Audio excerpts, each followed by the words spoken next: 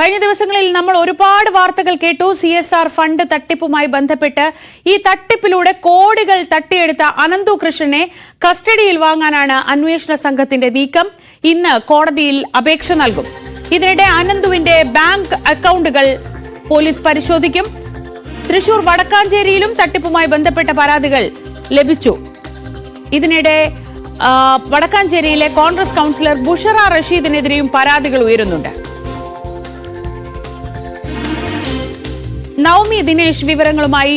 നവമി, ഇത് ആദ്യത്തെ ദിവസം നമ്മൾ കരുതിയത് അവിടെവിടെയായി നടന്നിട്ടുള്ള ചെറിയൊരു തട്ടിപ്പ് എന്നതാണെങ്കിൽ പിന്നീടുള്ള ദിവസങ്ങളിൽ അതിന്റെ ചിത്രം മുഴുവൻ മാറുകയാണ്. നൂറുകണക്കിന് കോടി തട്ടിപ്പ്.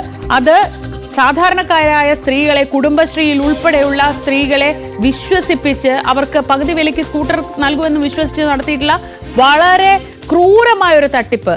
പുതിയ പരാതികൾ ഒരുപാട് വരുന്നുണ്ട്. ഇതിനിടയിലാണ് ഈ രാഷ്ട്രീയ വിവാദങ്ങൾ കൂടി. AN രാധാകൃഷ്ണന്റെ പേര് പറയുന്നു, വടക്കാഞ്ചേരിയിലെ കോൺഗ്രസ് കൗൺസിലറുടെ പേര് പറയുന്നു, ഇന്നലെ ലാലി വിൻസെന്റിന്റെ പേര് കേൾക്കുന്നുണ്ട്. അങ്ങനെ ഇത് എത്രമാത്രം വലിയൊരു തട്ടിപ്പാണെന്നാണ് ഇപ്പോൾ നമുക്ക് മനസ്സിലാവുന്നത്.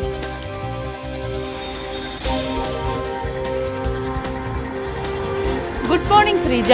ഭരണപക്ഷ പ്രതിപക്ഷ വേർതിരിവില്ലാതെ എല്ലാവരും പ്രതിക്കൂട്ടിലാകുന്ന ഒരു വലിയ തട്ടിപ്പ് തന്നെയാണ് അനന്തകൃഷ്ണൻ നടത്തിയതെന്നാണ് ഇതിനോടകം തന്നെ ലഭിക്കുന്ന വിവരങ്ങൾ അനുസരിച്ച് മനസ്സിലാകുന്നത്. ഇയാളുടെ സോഷ്യൽ മീഡിയ അക്കൗണ്ടുകൾ പരിശോധിച്ചാൽ മുഖ്യമന്ത്രി മുതൽ ഈ പഞ്ചായത്ത് പ്രസിഡന്റ് വരെ അങ്ങനെ നിരവധി പേരുടെ ചിത്രങ്ങൾ സഹിതം നൽകിക്കൊണ്ടാണ് ആളുകളെ ഇത്തരത്തിൽ ഈ ഒരു തട്ടിപ്പിലേക്ക് ഇരയാക്കുന്നതെന്ന് നമുക്ക് പറയാൻ കഴിയും. മുഖ്യമന്ത്രി ആയിക്കോട്ടെ, MP-മാരായിക്കോട്ടെ, MLA-മാരായിക്കോട്ടെ, എല്ലാവരും, അത് ഭരണപക്ഷമെന്നോ പ്രതിപക്ഷമെന്നോ വ്യത്യാസമില്ലാതെ എല്ലാവർക്കൊപ്പം ചിത്രമെടുത്ത് ഇത് തന്നെ ഇയാൾ വലിയൊരു തട്ടിപ്പിന് ഇരയാക്കി എന്ന് തന്നെ നമുക്ക് ഇതിനോടകം വ്യക്തമായിട്ടുണ്ട്. കേരളത്തിൽ അങ്ങോളം ഇങ്ങോളം കണ്ണൂർ, കാസർഗോഡ്, മൂവാറ്റുപുഴ ഉൾപ്പെടെയുള്ള വിവിധ ഇടങ്ങളിൽ, തൃശൂർ ഉൾപ്പെടെയുള്ള ഇടങ്ങളിൽ വലിയ രീതിയിൽ ഇയാൾ പണം തട്ടിയിട്ടുണ്ട് എന്നാണ് പരാതികളിൽ നിന്ന് മനസ്സിലാകുന്നത്. അനന്തകൃഷ്ണന്റെ അക്കൗണ്ടുകൾ ഇതിനോടകം തന്നെ മരവിപ്പിച്ചിട്ടുണ്ട്.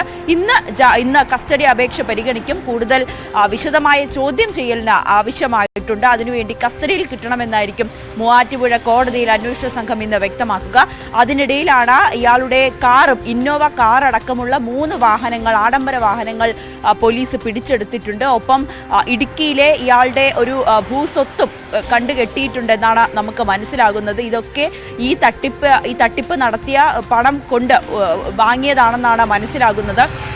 ഇതിന്റെ അടിസ്ഥാനത്തിലാണ് സ്വത്തുക്കളും ബാങ്ക് അക്കൗണ്ടുകൾ മരവിപ്പിക്കുകയും കണ്ടുകെട്ടുകയും ഒക്കെ ചെയ്യുന്നത്. എന്തായാലും പോലീസിന്റെ അന്വേഷണം അത് കൃത്യമായി തന്നെ മുന്നോട്ട് പോകുന്നുണ്ട്. ഇതിനിടയിൽ ഈ രാഷ്ട്രീയ നേതാക്കളാണ് പെട്ടുപോയിരിക്കുന്നത്. AN രാധാകൃഷ്ണൻ തന്നെ ഇന്ന് രാവിലെ 11 മണിക്ക് മാധ്യമങ്ങളെ കാണുമെന്ന് അറിയിച്ചിട്ടുണ്ട്. എന്താണ് ഇതുമായി ബന്ധപ്പെട്ട് അയാൾക്ക് AN രാധാകൃഷ്ണന് എന്താണ് ഈ അനന്തകൃഷ്ണനുമായിട്ടുള്ള പങ്ക്, ഇതിലെങ്ങനെയാണ് ഈ ഒരു സൈൻ എന്ന സ്ഥാപനവുമായി അനന്തകൃഷ്ണൻ ഏത് തരത്തിലുള്ള പങ്കുണ്ടോ? ഇന്നലെ ആളുകൾക്കൊക്കെ ചെക്ക് മടക്കി നൽകിയിരുന്നു. ഇതിനോടകം തന്നെ പണം നൽകിയവർക്ക് ഈ വാഹനമായിക്കോട്ടെ, അല്ലെങ്കിൽ തയ്യൽ മെഷീൻ ആയിക്കോട്ടെ, അങ്ങനെ നിരവധി വാഗ്ദാനം നൽകിക്കൊണ്ടാണ് പണം വാങ്ങിയത്. ഇവർക്കൊക്കെ തിരിച്ച് നൽകുന്നതിന് വേണ്ടിയിട്ടുള്ള ചെക്ക് നൽകിയിട്ടുണ്ട്. 7 ദിവസത്തിനുള്ളിൽ ഈ ചെക്ക് ബാങ്കിലേക്ക് കൊണ്ടുചെന്നാൽ നിങ്ങളുടെ അക്കൗണ്ടിലേക്ക് പണം നൽകുമെന്നൊക്കെ ഒരു വാഗ്ദാനമാണ് നൽകിയിരിക്കുന്നത്. എന്തായാലും 7 ദിവസം വരെ കാത്തിരിക്കേണ്ടി വരും. ഇനി അതിൽ പണമുണ്ടോ, അല്ലെങ്കിൽ ഈ കിട്ടിയ തുകയല്ല ഇവരെന്താണ് ചെയ്തത്, അങ്ങനെയൊക്കെ വിശദീകരിക്കേണ്ടി വരും. അതിനു വേണ്ടിയിട്ടാണ് AN രാധാകൃഷ്ണൻ ഇന്ന് മാധ്യമങ്ങളെ കാണുകയും ചെയ്യുന്നത്. അതിനോടൊപ്പം തന്നെയാണ് വടക്കാഞ്ചേരിയിലും ഇതിലൊരു പരാതി ലഭിച്ചിട്ടുണ്ടെന്ന് മനസ്സിലാകുന്നത്. 3 പരാതികളാണ് വടക്കാഞ്ചേരി പോലീസിന് ലഭിച്ചത്. ഈ പരാതികളിൽ ഇപ്പോൾ പോലീസിന്റെ നടപടി ഇന്ന് ആരംഭിക്കും. 48 പേർക്ക് വടക്കാഞ്ചേരിയിൽ പണം നഷ്ടമായി എന്നുള്ള ഒരു വിവരം കൂടി അന്വേഷണ സംഘം അറിയിക്കുന്നുണ്ട്. പണം മടക്കി നൽകാമെന്ന് വാഗ്ദാനം നൽകി, പക്ഷേ പണം ഇപ്പോഴും ലഭിച്ചിട്ടില്ല. ഇത് വലിയൊരു തട്ടിപ്പ്. ഈ തട്ടിപ്പിന്റെ ഒരു വ്യാപ്തി അത് വർദ്ധിപ്പിക്കുന്ന വാർത്തകൾ തന്നെയാണ് ഓരോ നിമിഷവും പുറത്തു വരുന്നത്.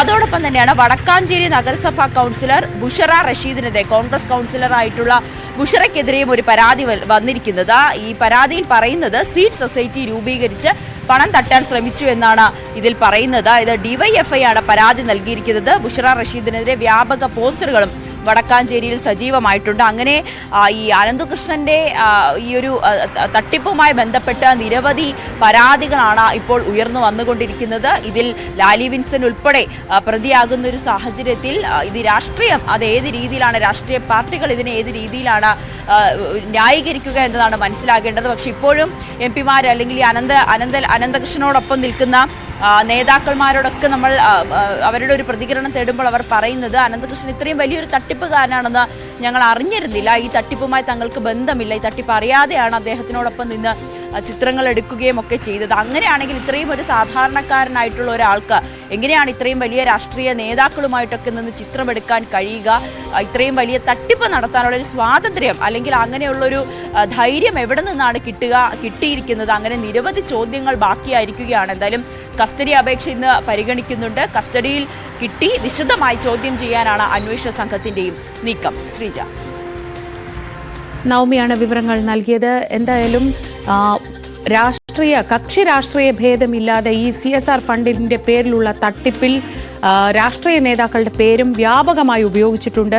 അതിന് എൻ രാധാകൃഷ്ണൻ എന്നില്ല, ലാലി വിൻസെന്റ് എന്നില്ല, ഇപ്പോൾ വടക്കാഞ്ചേരിയിലെ കൗൺസിലറുടെ പേരുണ്ട്. ഇങ്ങനെ പലതരത്തിൽ പലയിടത്ത് പല പേരുകൾ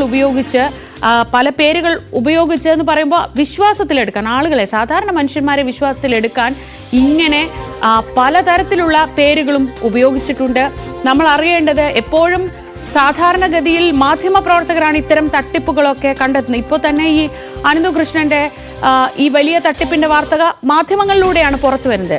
പക്ഷേ നമ്മൾ അറിയേണ്ട ഒരു പ്രധാനപ്പെട്ട കാര്യം, ഈ തട്ടിപ്പിന് അനന്തകൃഷ്ണൻ എന്ന ഫ്രോഡ് മാധ്യമപ്രവർത്തകരെ കൂടി കരുവാക്കി എന്നതാണ്. 1000 കോടിക്ക് മേൽ നടന്ന ഈ തട്ടിപ്പിന്റെ വിശ്വാസ്യതയ്ക്കായാണ് മാധ്യമപ്രവർത്തകരെയും മറയാക്കിയത്. സ്കൂട്ടർ വിതരണത്തിനായി തിരുവനന്തപുരം പ്രസ് ക്ലബ്ബുമായി ഒപ്പിട്ട MOUവും പദ്ധതി ഉദ്ഘാടനത്തിന്റെ ചിത്രവും അനന്തു ഈ തട്ടിപ്പിന് ഉപയോഗിച്ചു. എന്നാൽ മാധ്യമപ്രവർത്തകർക്ക് ആർക്കും പണം നഷ്ടപ്പെടാത്തതിനാൽ പരാതി നൽകേണ്ടതില്ല എന്നതാണ് പ്രസ് ക്ലബ് ഭാരവാഹികളുടെ ഇപ്പോഴത്തെ നിലപാട്.